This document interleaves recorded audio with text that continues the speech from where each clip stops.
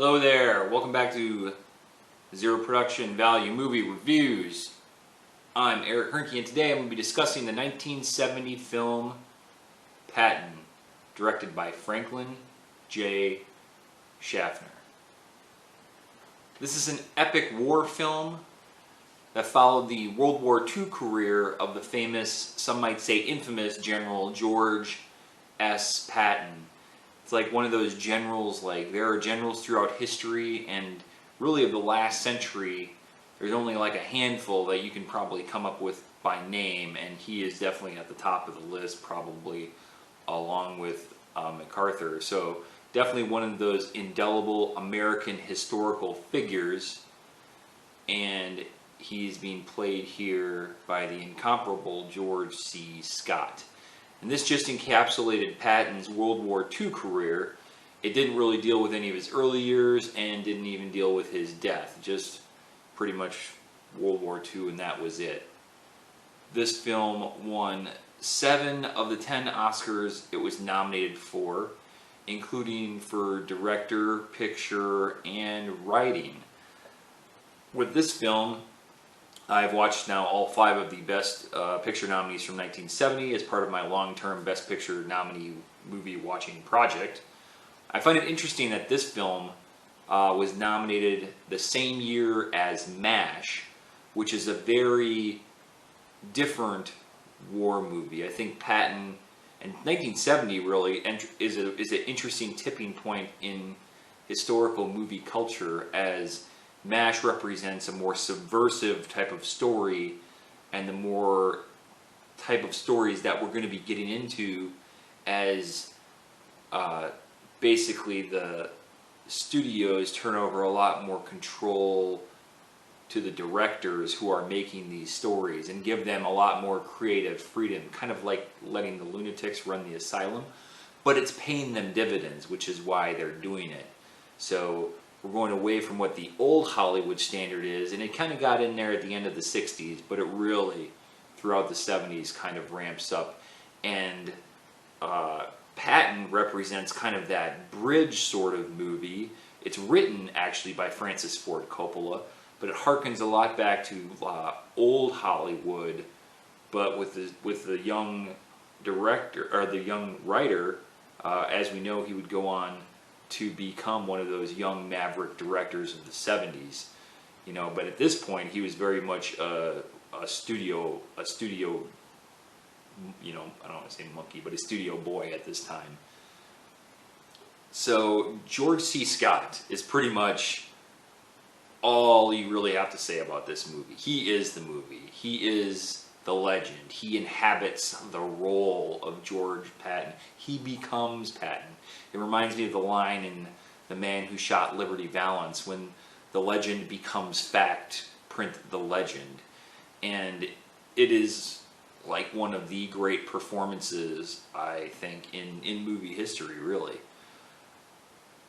It's very interesting to watch and follow the career of this career military soldier who believed in reincarnation. He would constantly be talking about, you know, battles against Carthage or Athens, or these you know, ancient epics. And I think somebody commented like, "Oh, bet you wish you were there," and he's like, "I was there," you know. I think he really sort of believed that. He is a very interesting guy who has a moral compass and principles, and he doesn't like it when people deviate from what his standard is, and you're either going to follow in line or get out of the way. And there's not many people above him who can really kind of, you know,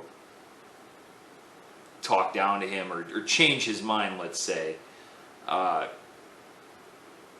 lot of what is embodied in this character, you can see in what is now the iconic opening speech, as Patton steps up and he's just this figure with this American flag backdrop that takes up the entire screen.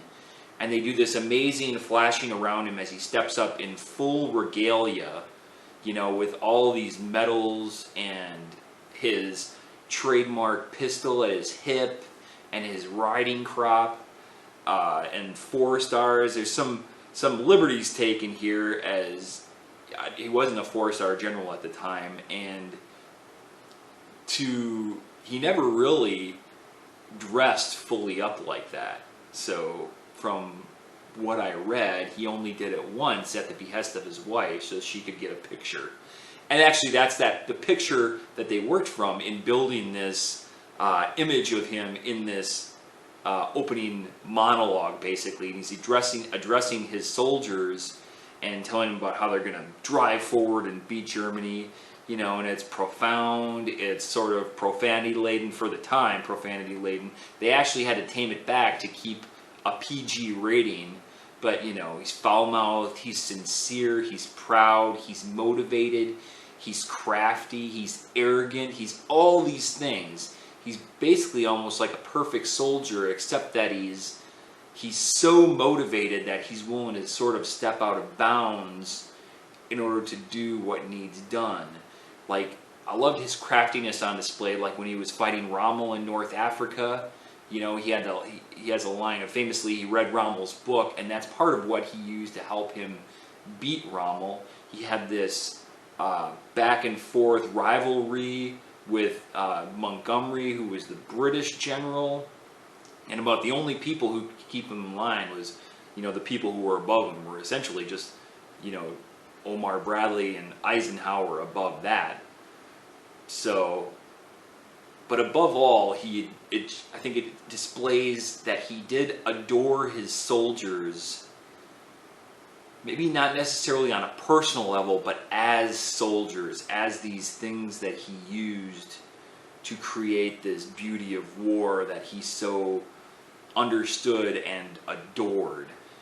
And as much as he loved his soldiers, he hated cowardice, or at least perceived cowardice, which led to one of his more infamous encounters that is on display in the movie here, where he slapped a shell-shocked soldier, which shell shock is now obviously what we come to know as PTSD. But in that time, he's one of the animal of the era where he didn't believe in that, he didn't understand it, so he morphed it into something he could understand, which essentially was cowardice, because he didn't understand basically psychological damage, really. And so this also kind of brings into light this cyclical career that Patton had, and we see it on full display here, as he basically does a great thing, wins a great victory, and then through his mouth or some not thinking action ends up shooting himself in the foot, getting himself sidelined by people above him, which is pretty impressive sidelining, you know, until they basically need him again, and he goes out, and whenever he's on the battlefield, he's in like, and you know, he pushes forward in amazing fashion, from, you know, North Africa to Sicily to England, and then into France, and finally into Germany. The other acting in this movie is fine. I'll call out Carl Malden as Omar Bradley, but really everybody pales next to George C. Scott. He rightfully won the Best Actor Oscar for it, and he famously became the first person to turn the award down. Not through any political thing, he didn't like the idea of acting competition, and he had some problem with the voting process, so he basically did not accept the award. The movie has a great score that was nominated for an Oscar but didn't win, by Jerry Goldsmith, and it has a wonderful theme that you hear, just like a trumpetish theme. I don't know. I'm not good with instrumentation, but there's a theme in there that runs. It's brief and it's simple, but it sticks with you. I don't know about this movie as far as the business or the visuals of war. Once again, I think this is interestingly placed right here at 1970. We don't get a lot of battle sequences. So Patton, if you didn't, is a tank commander. So there's tank battles, tank movements, and we see some scenes of tank battle and action, and soldiers, you know, blown apart, and tanks blown apart. And I was trying to think of a movie before that had much in the way of this kind of action, and I can't really think of much. But this is definitely not as, you know, violent or visually stunning as some of the stuff that would come later by the end of the decade. So it's kind of, once again, I think it kind of serves that bridge function between the way war movies portrayed war early and the way war movies portrayed war coming up, as 1970 is kind of this, sort of tipping point thing. So Patton probably deserves all of the accolades that it got, and I don't want to demean or diminish anything that it did or downplay it, but really this is a movie that subsists almost entirely on the brilliant performance by George C. Scott of George S. Patton. I think George S. Patton could appear, walk into a room and talk, and people would be like, well, why don't you sound like the guy in that movie? I mean, he's that much of the character, right? And he is really the true treasure of this movie and the thing that everything else is built around. So for all that, I am going to give Patton, directed by Franklin J. Schaffner, a B+. I love you. I appreciate you. Thanks for watching my movie review. Like, subscribe, leave some comments. Let me know what you think.